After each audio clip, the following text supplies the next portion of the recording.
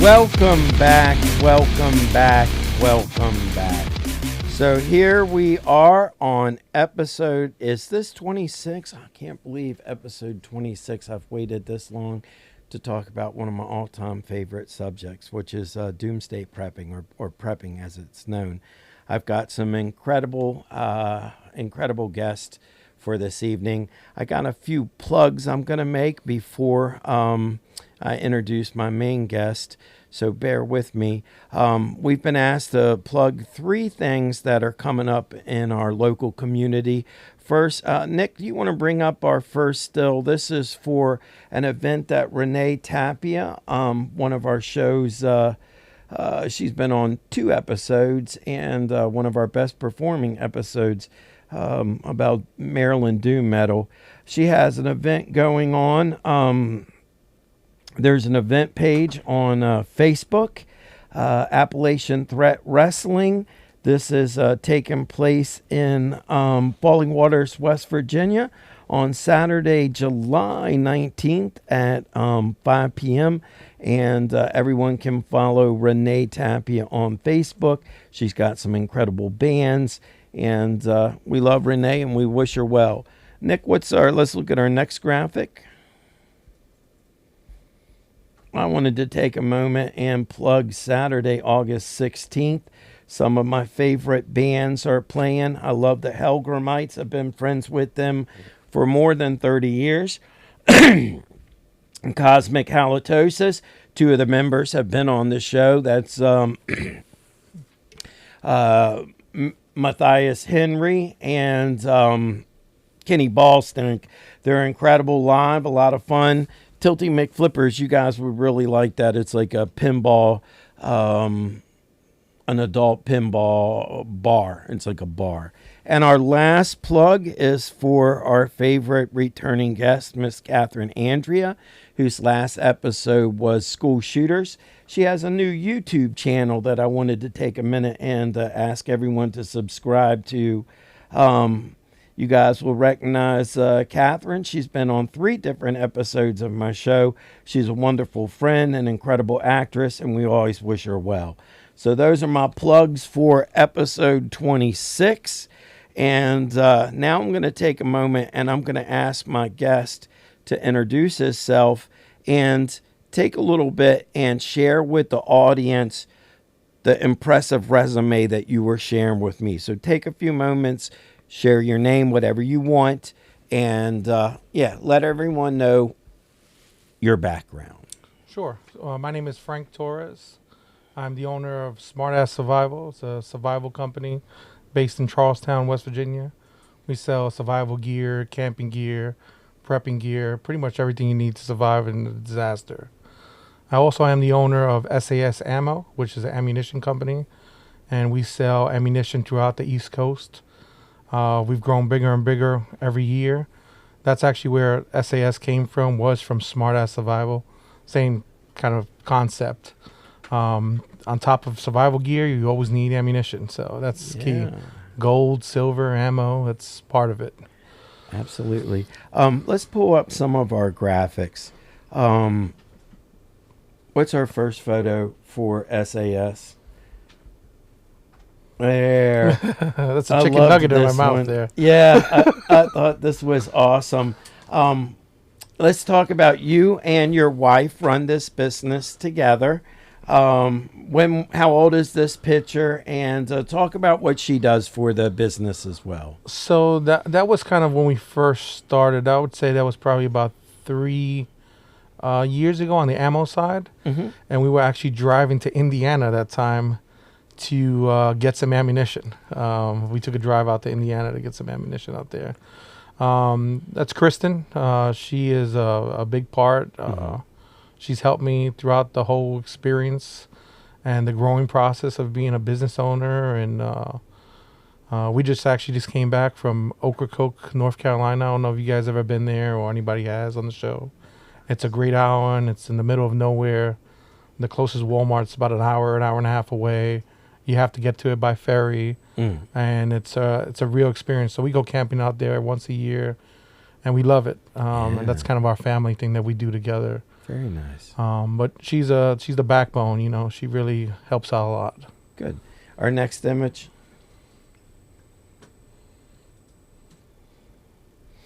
All right, let's talk about your logo, how people can follow Smartass, and you still have your physical space at Needful Things in Charlestown, right? That's correct. All right, let's plug whatever we need right here with Smartass Survival. And we got your phone for everyone. Yeah. So Smartass Survival, we just kind of were brainstorming one day, and we kind of thought, hey, let's think of something that's kind of gimmicky and kind of like makes sense, you know, and kind of, I've always been kind of a smartass, so we came up with Smartass Survival, and we put the logo of a donkey on there. Unfortunately, some of social media didn't love that. I mean, I don't see a problem with it. Right. But the word ass, they had a heart attack over. I don't get it. Why?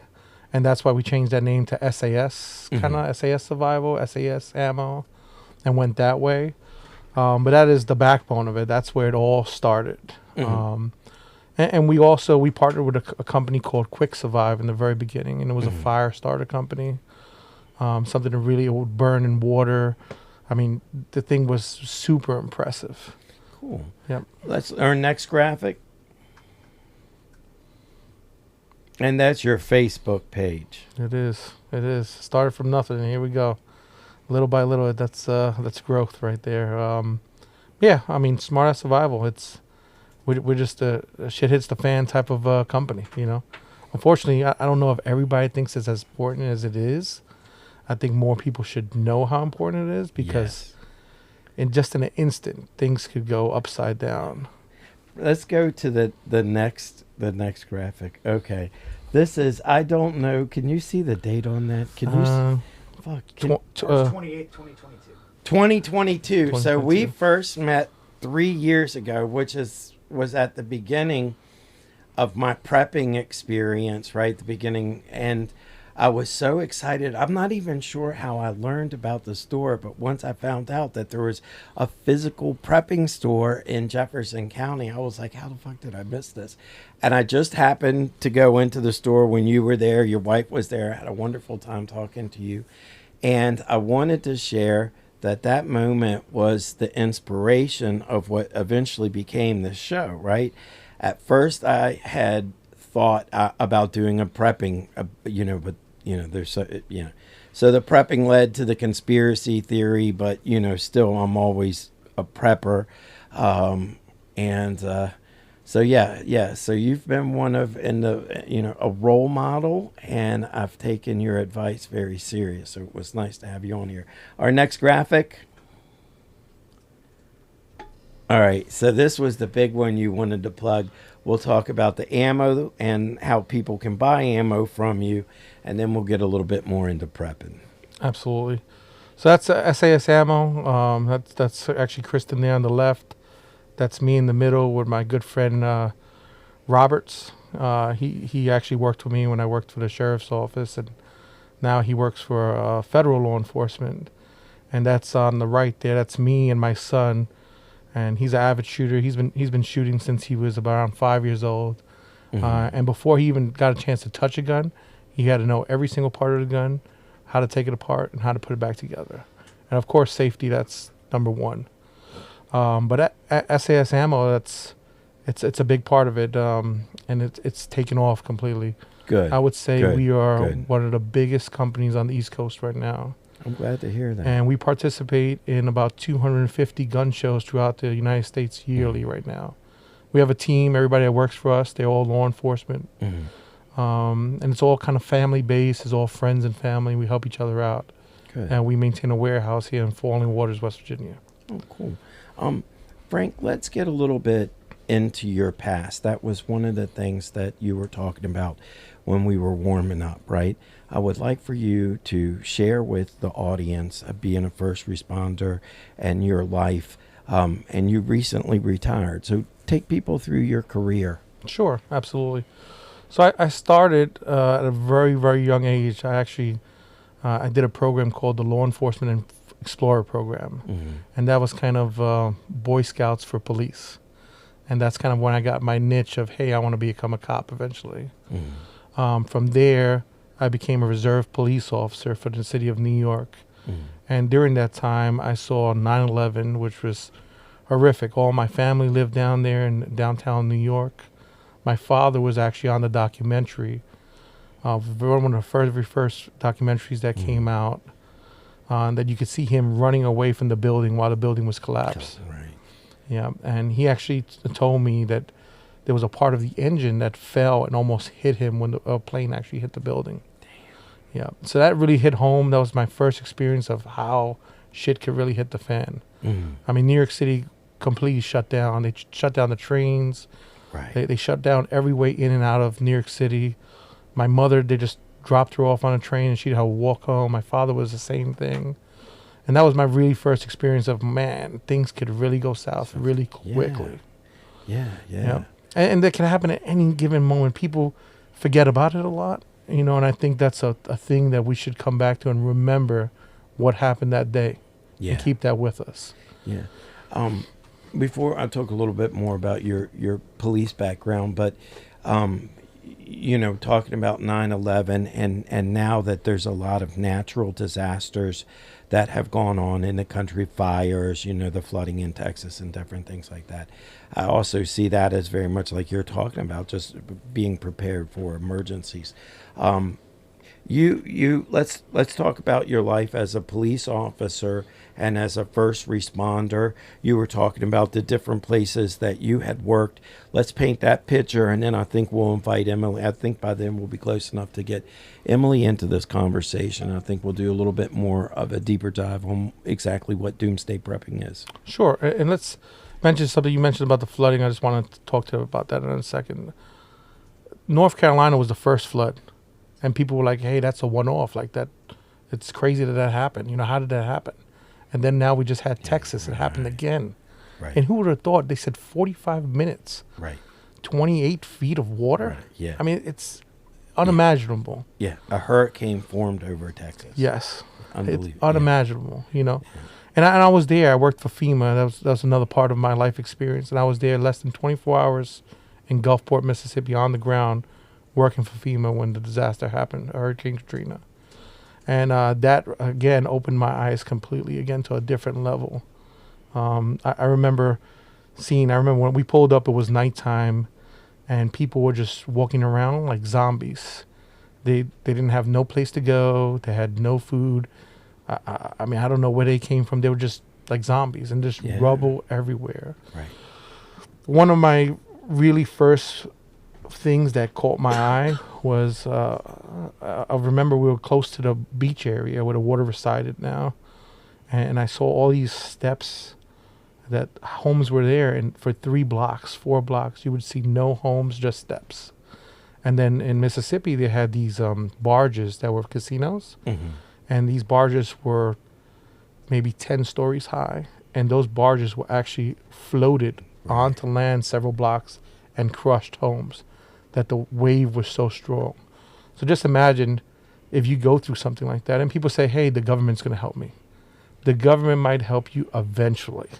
Maybe. Yeah. Right. But you have to help yourself. Yes. And that's key. And part of that is being prepared. And those experiences have really opened my eyes to we need to be prepared. We need to have our preps in order. And whether that's water, food, ammunition, gold.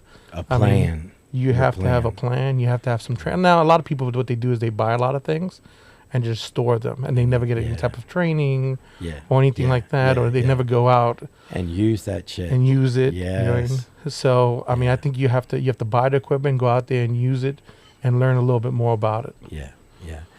Can we go ahead and bring Emily on board? Yeah, 1 second. No, this conversation has been great. Thanks. Hey, Emily, you look great. We can see you. Can you hear and see us? Everything's so good? Hi there. I can see you, and I can hear you. Can you hear me? Absolutely. Do you want to take a moment and introduce yourself? Sure. My name is Emily Rook, and I have been Don's friend for decades. And I currently live in Vermont, in the woods. and I am very interested in learning about prepping. Thank you for being here, Frank. Absolutely. Thank you, Ethan. Nice to meet you, Emily. Ethan. The first conversation that I wanted to talk about is the basics. Like when I first started talking to Emily about this thing, I think she worried about my mental health, as most people do. But I think once, and you sound great listening to you talk about it. You know, everything is so controlled. Let's talk about the basics, like some of the things that people should do. Food being one of them. Like in the prepping community, they usually start with the 3-day rule and then 30 days. So what are some of the things that you think are a good idea for people to stockpile with food? First, I want to mention that even at my point when I first started the whole prepping idea, I thought I was going a little crazy, until COVID hit, and then everybody was locked down and all this craziness going on, and nobody was really unsure of what was going to happen. And it was kind of a weird part that people were like, maybe these guys are not as crazy as they look, or we thought they were. And I think that opened a lot of people's eyes as well. The 3-day rule, I think it's really bullshit. Yeah, me too. The 3 days, you could just go ahead and throw that out. It's good to start, but I mean, if you don't have 3 days of food in your house, there's a bigger problem that we have to talk about. Yeah. But it's a start. It's a start, and we all have to start somewhere. And the economy is a little wacky right now, so I understand money's a factor in some of these things. But you could start by collecting water and storing it in jugs of empty milk containers or something like that. I mean, you could start really small. You could start by buying bags of rice and storing some food, but then you have to have a way of cooking that food, Right. but I think a lot of it is the skill factor more than so if I know how to hunt, if I know how to fish, I could get a lot of that food. Maybe not the grains, but the meat I can. Right. If I know a little bit about the woods, where in my neighborhood is there a spring that I could get water from? Right. You mean I don't have to collect as much water. I have to go to the spring and get water. So that's a big factor. But you have to start somewhere. And then there's different levels of equipment. There's low levels of equipment that are going to break on you in 1 to 2 days. Right. And there's a little bit higher levels of equipment. Great. Emily, let me ask, before you and I had really talked about this idea of prepping, what was your knowledge or experience with the prepping? Clearly you're aware of shows like Doomsday Prepper and stuff like that. What was your thought when I first started discussing the whole prepping movement with you? Well, when we were talking a few weeks ago about the sort of catalyst or the original idea for this podcast, and you were telling me that it started sort of in that prepping world, I thought that was fantastic. I think it's something that is more and more a real possibility. It's not, I don't believe it's crazy. I think it's good to be prepared for all kinds of situations. And I think, Frank, for you, I was really wondering about your training with it, because when I think about like big things that would happen, such as the grid going down or things like that, I think about people who live in huge areas that are densely populated. And I've heard stories from Katrina about how quickly things devolved, like way quicker than anybody could have thought. 8 to 9 hours. People were completely, really becoming undone. And with your experience in leadership and all of your training, can you give any insight as to how you would act if you're surrounded by a city full of people who are in all different states? What do? Do you just get out? So I grew up in New York City, so I know the culture of New York City. I frequently visit New York City. A lot of my family still live there. Mm-hmm. And I actually advise them always to leave. Because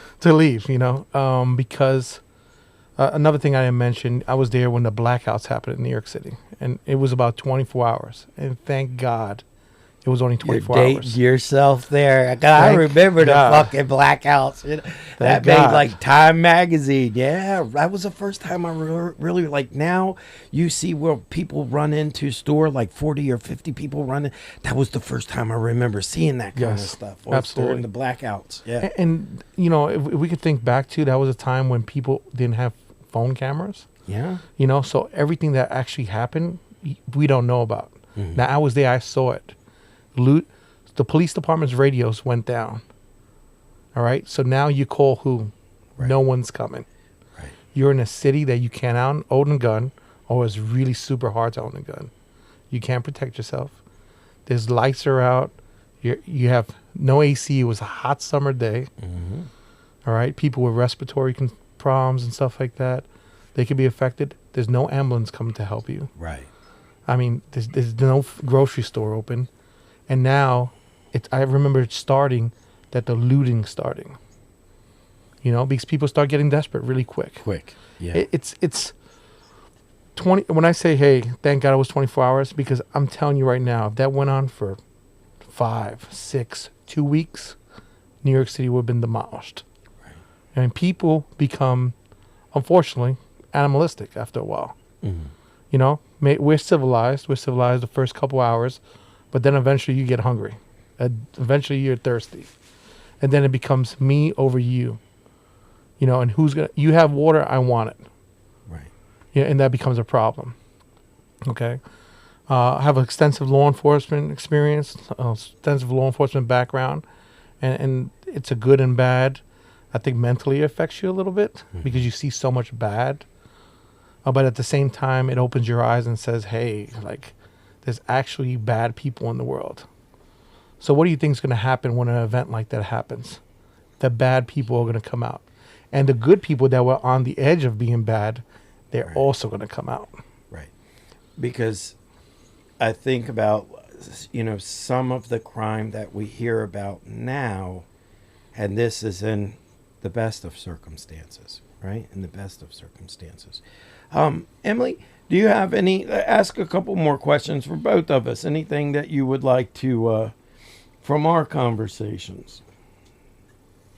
Yeah, I think what would you two say are a couple key skills that just regular people who have never heard about the prepping movement or the prepping community could learn that could exponentially help their chances if something happened? Is it learning how to work a flint? Is it learning how to filter water? What are good things to know? Just very basic things. I'll answer mine, and then I'll throw to Frank.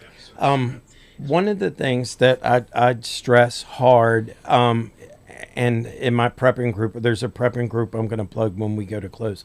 Physical fitness at any age matters, right?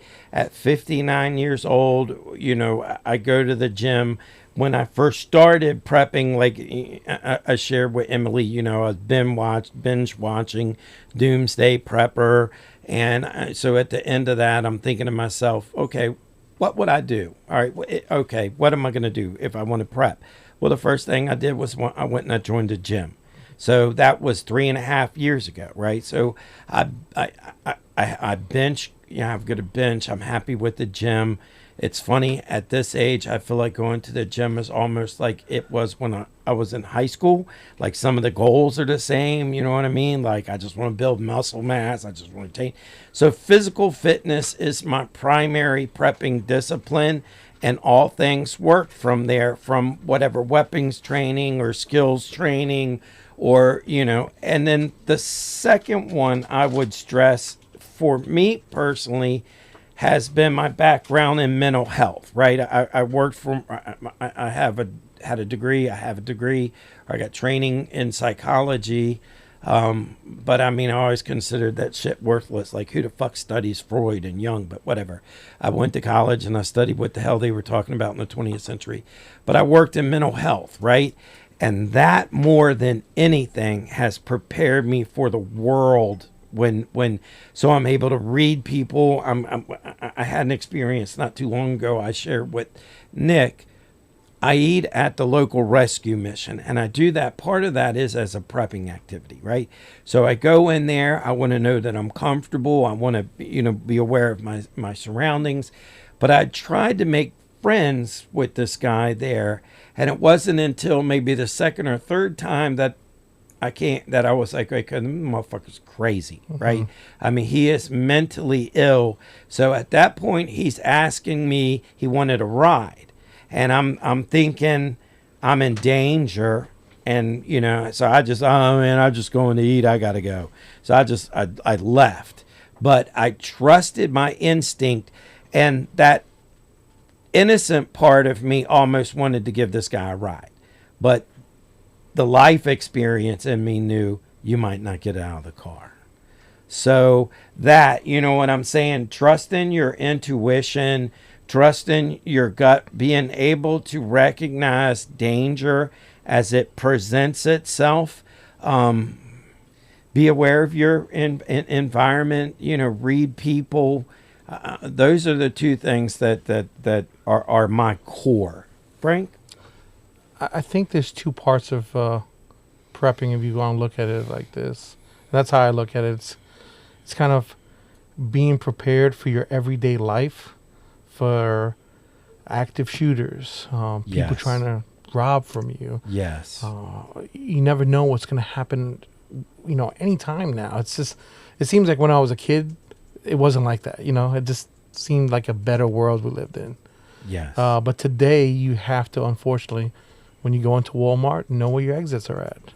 That's a part of prepping. You have what do you have on you just in case something happens, even if it's just mace, or what can I use that's around me as a weapon. Like sometimes I normally always carry a gun.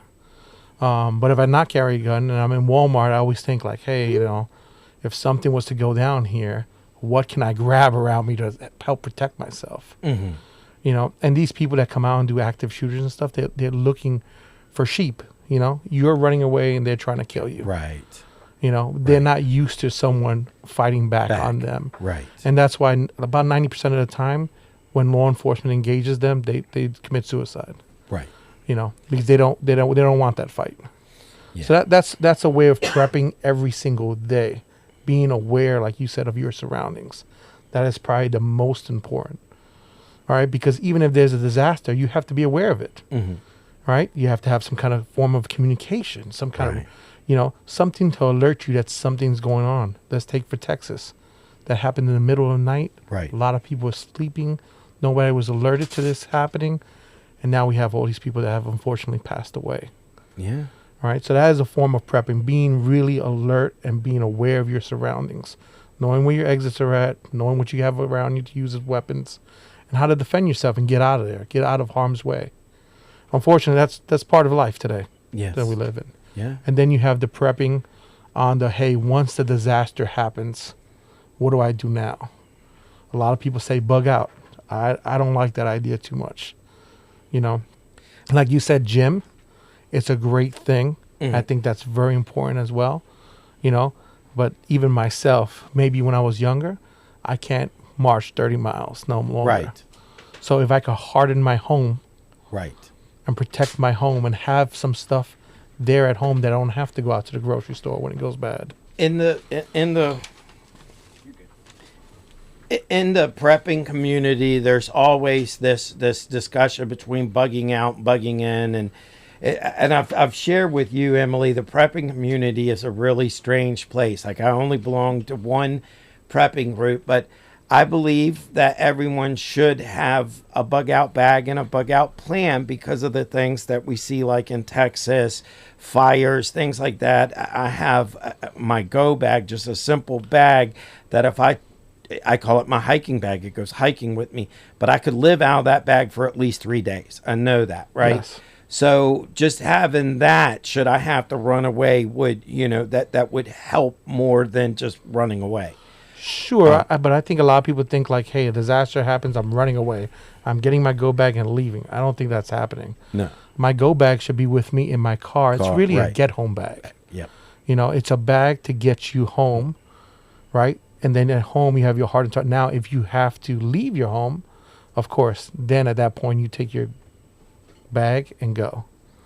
So I kind of see it as two kind of sides of it. Kind of like, yeah, you have your I call it more of like a get home bag. Because I'm not really trying to bug out. I really want to stay home hard in my target. It has to be really bad, like the floods, to leave home. Fire, right? Fire, something like that. You have to leave home. Right, yeah. And I agree with you there. Like, fortify, and I would want to stay, because I'm older, I would want to stay where my preps are, but I'm realistic to know I would, I may have to leave. I worry about people trying to steal stuff from me. But hey, can we pull up the graphic for the Leave the World Behind? Emily, we were talking about this. One of the things, and you talking about 9/11. I don't know if you saw the film, The Leave the World Behind. It was produced by Michelle and Barack Obama. It was a big conversation piece inside of the prepping community. Here's the poster that we have. Came out a couple of years ago. You can go ahead and bring that down and bring Emily back up. What I was most fascinated by that film, and Emily's one of my all-time favorite conspiracy theorists. You know that, my favorite conspiracy theorist. I'm not sure that every conspiracy theorist is a prepper, but every prepper is a conspiracy theorist. But in that film, they present this very, very unusual forms of warfare that we could face. Things meant to harm and hurt the country. When you, as a prepper, as a police officer, what are some of the things that you worry about? Like when you look at our society or international affairs, what are the things that most concern you? I worry that most people nowadays survive on McDonald's every day. They don't even know how to cook a burger. So think about if things were to really go south, in any case, what are you going to do if you're used to ordering DoorDash every day? Right. You don't have to be the best at anything, but at least start somewhere and have a little bit, a little knowledge, a little food, a little water. I'm not saying go out and go all crazy. You don't have to do that. You can do that if you want, but you don't have to do it. Start somewhere. I think the biggest threat to the country right now, and I've heard this from multiple people and from some of my background, is multiple attacks and the homeland. And what does that do? It causes fear. Okay? People don't go out no more. People are scared to go out. I think that's the biggest thing, right now for everyday person. Then you have blackouts. That's another big fear of mine. And now look at the weather. The weather every day is acting wacky. I mean, we had a storm today. Yeah. Every day. We have more rainfall around here than I could ever remember. Emily, I want to present the same question to you. Is there anything that you look at in the future that causes you anxiety or concerns? Well, certainly. I mean, given the climate that we're in, absolutely. I do feel a tad bit better just geographically where I'm located. Yes. In Vermont. Yes. I mean, I know that I'm somewhat close to New York, but I don't know if anything were to have. It just depends on the scale. If it's a huge scale, we're there's not a lot of hope in that. But if it's something more minor, these things are very important, I think. Prepping is very situational. Like, if you have a situation happening in New York, is it really affecting us here in West Virginia? Not really. Right. Now if that situation goes really out of hand and it starts spreading and spreading, but at least we have a little bit of a buffer. I mean, clearly right now, if you pay attention to the news, like last night, Trump was calling out Putin's bullshit, and, there's escalation that is going on internationally in more than one conflict that we're involved in. I don't see any form of de-escalation. No. So those are one of the things that I go, okay, because when I begin to think, am I crazy for, we'll talk about the 90 cans of beans. So I brought my 91st can, which is a heavy motherfucker. I have 90 cans of all free. I collected. It was horrible. It started as just a few, and before I had it, I have 90, and I've moved them once. They're all heavy. Yeah, there it is. That's the beginning. Please, somebody stop me. I now have 90 of them, and I would never move them again. But now my food is freeze dried and a lot lighter. But. So, I don't know if you saw today that they actually announced that they arrested a Chinese actor in espionage, and he was, I think he was infiltrating some of the testing during COVID or something like that. But that's happening every day. yes. Like you said about Russia and China, this is a big thing that's happening every day now. Now, do I think they're gonna nuke us and we're just gonna disappear off the earth? I don't think that's gonna happen. But would they be motivated to do things to us that disrupt our society and bring us to the negotiating table? Absolutely. Yeah, That's when we talk about blackouts and Right, stuff like that. right. Diseases, absolutely. things along that line. Yep. Frank brought his son on this episode, Emily.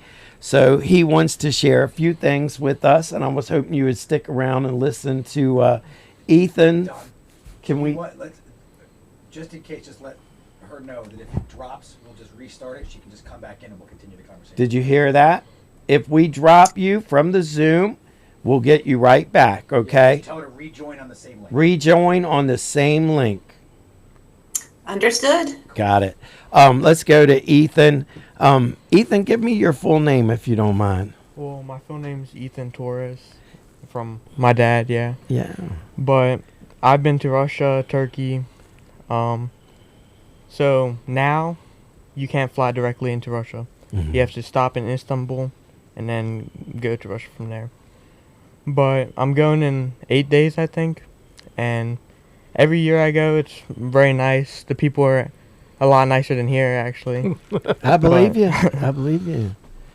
Yeah. Tell us more about Russia. Tell us,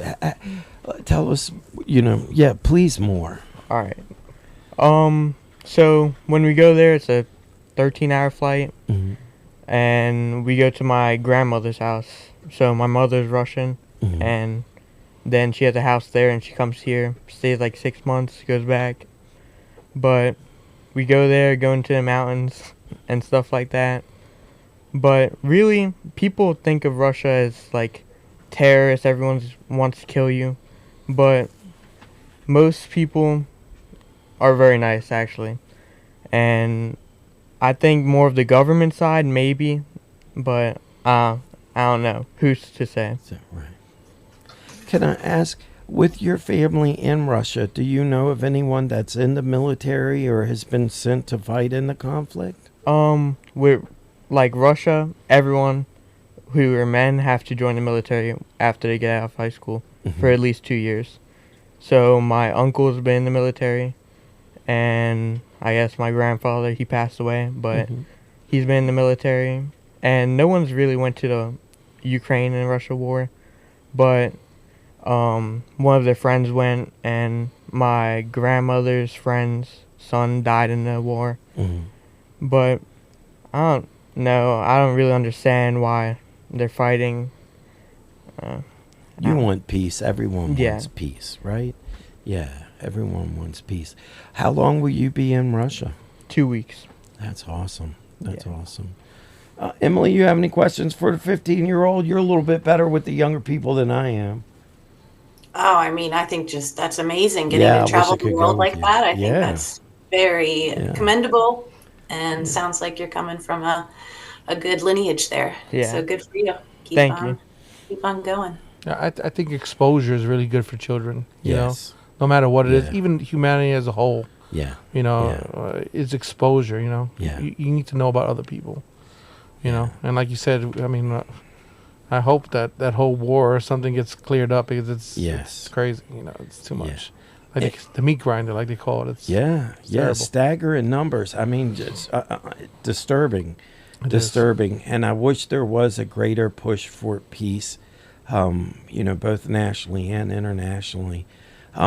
Emily and I, when we were younger, we backpacked Central America, And I remember in one of our conversations, what would it be like? What would SHTF be like? Well, it'd be very similar to what it was like when we backpacked in Central America. Absolutely. But yeah, that was in the 90s. It was an incredible trip. So, and the very last thing I wanted to plug real quick is I got to tell one story. Will you pull up the Facebook group? Oh, there it is. And not forget the preppers. We're just going to close with the Facebook group. Canadian prepper. That's an interesting guy there. I had pulled up Canadian and Magic prepper, but I think we'll go ahead and leave them out. I wanted to encourage anyone, if you want to know more and learn more about prepping, I got a small prepping group on Facebook. Can you scroll onto it? Can you click onto it? I put a post up this morning. If not, I'm not a member. Don. You're not a member. Oh, well, this is a shout out to all my guys. Please check out our Facebook group, which is Prepare Now, Survive Tomorrow. And I think the next time that we have this conversation, I would invite a few of those guys on. So we can bring Emily up and we'll do a little closing here. There is an event that I'd like to bring up. Please. So there's an event coming up in September, I think it is, and it's a local event. When I say local, it's maybe about 45 minutes from here. And it's called the Appalachian Range Day. Mm-hmm. And if anybody can look that up, and it's a really good day. They do hands-on training for TAC Med, night shoot, day shoot. I mean, it's a really interactive training. Mm-hmm. And it's 3 days long. So if anybody had the opportunity to attend it, I mean, I think it would be great. Yeah, no, that would be awesome. And what's the easiest way for people to follow SAS Survivor? Is it Facebook or? So we have a Facebook for SAS Survival, and we have a SAS Ammo Facebook and Instagram account. Seems like the Instagram account has been kind of a newer thing that's picking up here lately, but Facebook is also really well. That's awesome. They own each other, so it's all the same thing. Right. Emily, anything you'd like to say in closing? Oh, just thank you so much for having me on. And Frank, thank you for all of the hard work that you've put in throughout all of those years. It is appreciated. It's Absolutely. noticed. To have a first responder, a retired police officer, and someone so passionate about protecting their community. I mean, that's what, so to have dedicated your life, you're a very honorable man. Thank you. Thank you very much, guys. Appreciate it. It's great being here. You want to say anything in closing there, Ethan? Just thanks for letting us on the show and stuff, and really appreciate it. Yeah. Emily, thanks for joining the team. Thank you for having me. Absolutely. Nick, if you want to go ahead and bring us out.